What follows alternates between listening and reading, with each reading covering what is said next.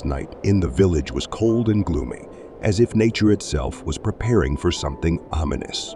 My grandmother and I returned home after a long walk through the frozen marshes. We had to pass through the forest, where tree shadows looked like ghosts slowly moving in the dead silence. I silently held my grandmother's hand, trying not to think about what might lurk in that darkness. It was then, in the depths of the forest, that I saw them.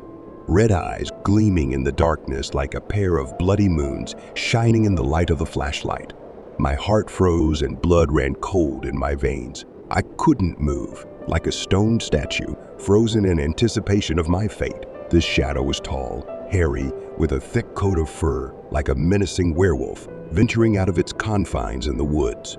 I just stood there, paralyzed with fear, until I heard rustling in the bushes. But then grandfather emerged from the darkness, carrying a flashlight. His face was calm, as if he hadn't seen anything unusual.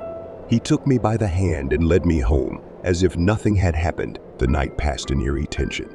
I lay in my room trying to convince myself that it was all just a dream.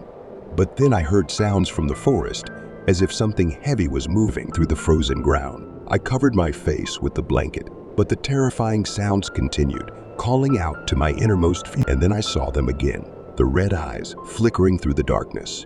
My body filled with horror as I realized that the shadow lurking for me in the forest was real.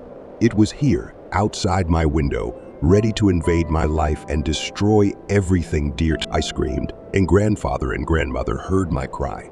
They rushed upstairs, hurrying to protect me from something I couldn't even describe.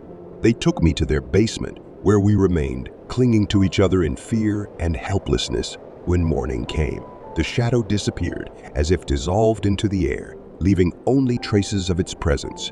But the memory of what happened that night stayed with us forever, like a black shadow that would never leave our lives.